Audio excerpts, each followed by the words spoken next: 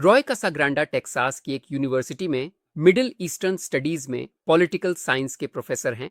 How Israel was born नामक एक video में उन्होंने बहुत सारी बकवास बातें कही। शुरुआत में हर्जल की फिलिस्तीन में कोई दिलचस्पी नहीं थी। वह किसी जगह के बारे में सोच रहे थे, जैसे युगांडा।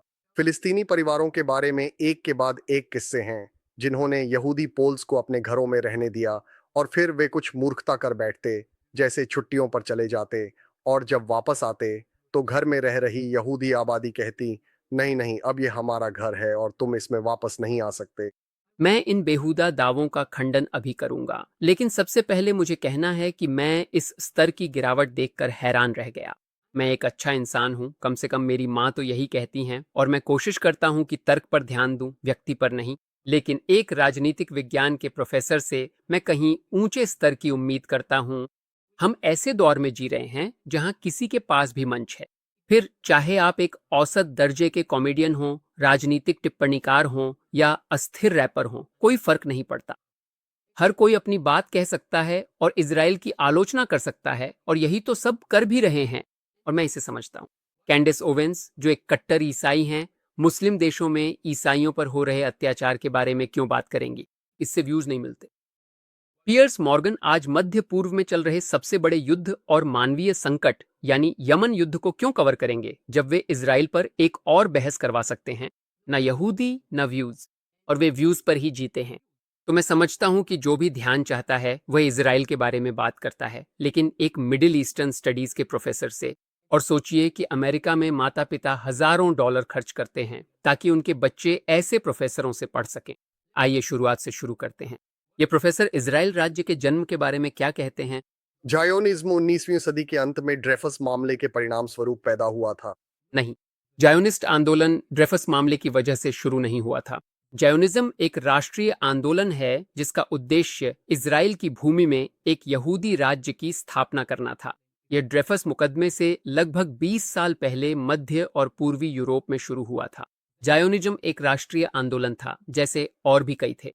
असल में प्रथम विश्व युद्ध काफी हद तक राष्ट्रवाद के उदय और साम्राज्यों के पतन के कारण हुआ था। आज दुनिया के कई देश प्रथम और द्वितीय विश्व युद्ध के बाद साम्राज्यों के पतन से जन्मे हैं। जायोनिज्म और इजराइल इसमें कोई अलग नहीं है।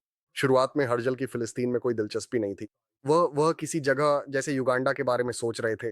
मुझे यकीन नहीं होता कि कोई प्रोफेसर ऐसा कह सकता है। क्या हर्जल शुरू में युगांडा चाहते थे? नहीं, हर्जल इजराइल की भूमि चाहते थे। तो फिर युगांडा योजना क्या थी? 1903 में रूस में यहूदियों के खिलाफ पोग्रोम हुए, जिन्होंने यहूदी दुनिया को झकझोर दिया। हर्जल उस समय इजराइल की भूमि पर शासन करने वाले उस्मानियों से बातचीत करने में सफल नहीं हो पाए थे, लेकिन ब्रिटिशों ने उन्हें उस समय युगांडा कहलाने वाले क्षेत्र में जमीन की पेशकश की थी। आज यह केन्या का हिस्सा है। कुछ लोगों ने इस प्रस्ताव को एक अस्थायी विकल्प के रूप में देखा, लेकिन अंततः हर्जल और जायोनिस्ट आंदोलन ने इसे ठुकरा दिया। ये कहना कि हर्जल शुरू में युगांडा चाहते थे एक खुला झूठ है, और इसी झूठ से वह सीधे यहूदी विरोधी की ओर बढ़ जाता है। तो एक बहुत अजीब तरीके से जो हुआ वह यह था कि श्वेत यूरोपीय लोगों की एक आबादी का निर्माण हुआ, जो एक उपनिवेशवादी परियोजना को अंजाम देना चाहती थी। यहूदियों को एक ऐसा राष्ट्रीय घर चाहिए था जहां उन्हें उत्पीड़न न झेलना पड़े। वे कोई उपनिवेशवादी परियोजना बनाने की कोशिश नहीं कर रहे थे। मैं कुछ इतना सरल कहूंगा कि प्रोफेसर भी इसे समझ सकें। आप कैसे जानेंगे कि कौन अपना वतन बना रहा है और कौन उपनिवेश साम्राज्य बना रहा है? आप ये देखें कि कितने देश उस भाषा को बोलते हैं। कितने देश हिब्रू बोलते हैं? एक। इसका मतलब है कि यह एक मातृभूमि है। कितने देश अंग्रेजी, फ्रेंच, स्पेनिश, अरबी बोलते हैं? दर्जनों। यही उपनिवेशवाद है। और यहूदियों को श्वेत कहना एक यहूदी विरोधी रूढ़िवादिता है। सैकड़ों वर्षों तक जब श्वेत होना कूल था, यूरोप में यहूदियों को श्वेत नहीं माना जाता था।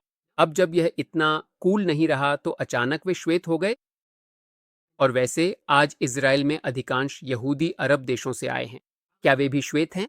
फिलिस्तीनी आबादी ने उनका स्वागत किया। उन्होंने उन्होंने इसे एक तरह से स्वाभाविक परिणाम के रूप में देखा, आंशिक रूप से क्योंकि ऐतिहासिक रूप से मध्य पूर्व में यहूदी, मुस्लिम और ईसाई आपस में अच्छे संबंध रखते थे। मैं बहुत कठोर नहीं होना चाहता, लेकिन आप कैसे जान सकते हैं कि किसी को अपने विषय की जानकारी नहीं है? अगर वे कहते हैं कि फिलिस्तीनियों ने यहूदियों का स्वागत किया और वे 1920 और 1930 के दशक की बात कर रहे हैं, तो यह साफ है कि उन्हें इतिहास की जानकारी नहीं है, क्योंकि फिलिस्तीनी पहचान तो 1960 के दशक तक अस्तित्व में ही नहीं आई थी। यह ऐसा है जैसे कोई कहे 19वीं सदी के मध्य में सोवियत संघ ने फैसला किया। सोवियत संघ 19वीं सदी के मध्य में था ही नहीं, तो जो भी आगे कहा जाए वह सच नहीं हो सकता। और यह विचार कि ऐतिहासिक रूप से यहूदी, मुस्लिम और ईसाई मध्य पूर्व में आपस में अच्छे संबंध रखते थे, पूरी तरह से गलत है। 1834 में सफेद सफात में यहूदियों के खिलाफ एक पोग्रोम हुआ था और 1860 के दशक में और भी घटनाएं हुई थीं। लेकिन आइए बड़े परिप्रेक्ष्य को देखें। 20वीं सदी की शुरुआत में मुस्लिम शासन के तहत उस्मानी साम्राज्य में मुसलमानों द्वारा ईसाइयों के खिलाफ 3 नरसंहार किए गए थे। यूनानी नरसंहार, अर्मेनियाई नरसंहार, असीरियन नरसंहार। नरसंहार सह अस्तित्व का वास्तव में अच्छा उदाहरण नहीं है, और वैसे यह आज भी जारी है। 100 साल पहले मिस्र, इराक, सीरिया और तुर्की में लाखों ईसाई रहते थे। इनमें से अधिकांश को मुसलमानों द्वारा मिटा दिया गया था। मुझे विश्वास नहीं है, खुद देख लीजिए। अब जो अगली बात वह कहता है वह बस बनाई गई है। एक के बाद एक कई किस्से हैं जहां फिलिस्तीनी परिवारों ने जैसे यहूदी पोलिश लोगों को अपने घरों में रहने दिया और फिर वे कुछ मूर्खता कर बैठते, जैसे छुट्टी पर चले जाते और जब वापस आते तो घर में रह रही यहूदी आबादी कहती, नहीं नहीं, अब यह हमारा घर है और तुम इसमें वापस नहीं आ सकते। मुझे एक उदाहरण दीजिए जहां किसी अरब परिवार ने यहूदियों को अपने घर में रहने दिया, फिर वे छुट्टी पर गए, वापस आए और यहूदी कह रहे थे अब ये हमारा घर है, आप वापस नहीं आ सकते। सिर्फ एक उदाहरण। अगर आप मुझे एक भी उदाहरण दे दें तो मैं अपना चैनल डिलीट कर दूंगा। मुझे नहीं पता उसने ये कहाँ से बना लिया। ये तो जैसे हजार एक रातें की कोई कहानी है। उनमें से कुछ ने आतंकवाद करना शुरू कर दिया और इस तरह उनकी आतंकवादी संगठनों की स्थापना हुई। उन्होंने ब्रिटिश संपत्तियों पर हमला करना शुरू कर दिया। वे होटलों, ब्रिटिश सैन्य ठिकानों पर हमला करते हैं। तो इसमें एक हिंसक तत्व भी है।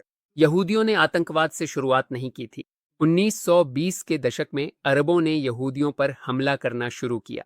1920, 1921 में पोग्रोम्स हुए और सबसे बुरा 1929 में हुआ। यहूदियों ने जवाब में रक्षा बल बनाए। 1930 के दशक में अरबों ने विद्रोह किया और 230 ब्रिटिश तथा लगभग 500 यहूदियों की हत्या कर दी। प्रोफेसर ने यह कन्वीनियंटली, सुविधाजनक रूप से भूल गए। और नहीं, यहूदियों ने होटलों को नहीं उड़ाया था। यह हैरान करने वाली बात है कि इजराइल विरोधी आवाजें हमेशा किंग डेविड होटल बमबारी का जिक्र करती हैं। 2 त्वरित नहीं, वह सिर्फ एक होटल नहीं था। ब्रिटिश सेना ने उसे अपने मुख्यालय के रूप में इस्तेमाल किया था। यहूदियों ने चेतावनी दी थी कि वे उसे बम से उड़ाने वाले हैं। प्रभारी ब्रिटिश अधिकारी ने खाली कराने से इनकार कर दिया। उसने कहा कि वह यहूदियों से आदेश नहीं लेता। अब मैं आपसे यह पूछना चाहता हूं, उन देशों में जहां आप यह वीडियो देख रहे हैं, अमेरिका, फ्रांस, भारत, यूके, रूस, विस्कॉन्सिन, वहां आतंकवादी हमले कौन कर रहा है? क्या वे यहूदी हैं या आप जानते हैं कौन? और जायोनिस्टों ने अंततः फिलिस्तीन का लगभग 5% से 10% हिस्सा कानूनी रूप से खरीद लिया और फिर इस प्रक्रिया में जमीन की जब्ती की कोशिशें भी हुईं, जहां वे ऐसी जमीन पर चले जाते जिसे कोई मालिक नहीं था और वहां उपनिवेश बसाना शुरू कर देते। मैंने यह पहले भी कहा है और फिर कहूंगा, मुझे एक यहूदी बस्ती का नाम बताइए जो ऐसी जमीन पर बनाई गई हो, जो चोरी की गई हो, कानूनी रूप से नहीं खरीदी गई हो, 1947 में अरबों द्वारा युद्ध शुरू करने से पहले। सिर्फ एक। मैंने इस विषय पर एक वीडियो बनाया था जिसे 1 मिलियन से ज्यादा बार देखा गया और 16,000 टिप्पणियां आईं। किसी ने भी मुझे एक भी उदाहरण नहीं दिया। अब वह एक बात सही कहता है, लेकिन भ्रामक तरीके से। यहूदी लोगों ने 5% से 10% जमीन कानूनी रूप से खरीदी थी, लेकिन लोग मान लेते हैं कि बाकी 90% जमीन अरबों की थी। ये सच नहीं है। जैसा कि अधिकांश देशों में होता है, मैंडेटरी फिलिस्तीन में जमीन या तो निजी स्वामित्व में थी या राज्य के स्वामित्व में थी। 5% से 10% जमीन यहूदियों के पास थी, 15% से 20% अरबों के पास थी और बाकी लगभग 70% जमीन राज्य के स्वामित्व में थी जो ब्रिटिश मैंडेट के अधीन थी। फिर उन्होंने सुझाव दिया कि ऑस्ट्रिया को यहूदी राज्य होना चाहिए। आइए ऑस्ट्रिया को नया इसराइल बनाएं। हिटलर ऑस्ट्रियाई नहीं था। जर्मन ऑस्ट्रिया जर्मन है, वे जर्मन बोलते हैं। आप ऑस्ट्रियाई लोगों से बात कर सकते हैं और कह सकते हैं, मैं ऑस्ट्रियाई नहीं हूँ, मैं जर्मन हूँ। नहीं, मैं नहीं हूँ। मैं जर्मन नहीं हूँ। मैं ऑस्ट्रियाई हूँ। जो भी हो, वे जर्मन हैं। ये शर्मनाक है। आइए आगे बढ़ते हैं। ब्रिटिशों ने फिलिस्तीनियों को ऐसा करने की अनुमति नहीं दी क्योंकि वे नहीं चाहते थे कि फिलिस्तीनियों को युद्ध का अनुभव हो। लेकिन उन्होंने फिलिस्तीनियों को स्टीव डोर के रूप में जरूर नियुक्त किया। तो फिलिस्तीनियों ने बंदरगाहों पर काम किया, जहाजों को लोड और अनलोड किया ताकि गोरे लोग युद्ध लड़ सकें। ब्रिटिशों ने एक राज्य बनाया, उसकी सेना बनाई, उसे प्रशिक्षित किया और हथियार दिए। उस राज्य का नाम जॉर्डन है। मैं आपको एक ऐसे व्यक्ति से मिलवाना चाहता हूं जिसके बारे में मुझे शक है कि रॉय ने कभी सुना भी होगा। Lieutenant general sir John Bagot club. वह 1929 से 1956 तक जॉर्डन की सेना के कमांडर थे। हाँ, जॉर्डन की सेना के शीर्ष कमांडर एक ब्रिटिश अधिकारी थे। वह अकेले नहीं थे। ब्रिटिश अधिकारी जॉर्डन की सेना में सेवा करते थे और यह ब्रिटिश अरब सेना 1948 में इजराइल पर हमला करने वाली सबसे मजबूत ताकत थी। अगर ब्रिटिशों ने यहूदियों की मदद की होती अरबों से लड़ने में, तो आज इजराइल विरोधी लोग चिल्लाते औपनिवेशिकता।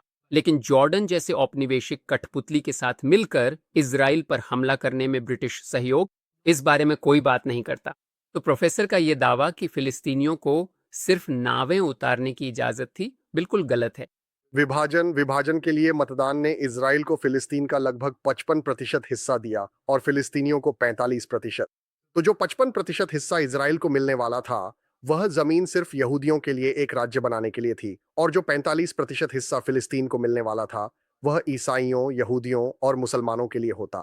फिर से मुझे नहीं पता कि उन्होंने यह कहां से बना लिया कि यहूदी राज्य सिर्फ यहूदियों के लिए होना था और अरब राज्य मुसलमानों, ईसाइयों और यहूदियों के लिए।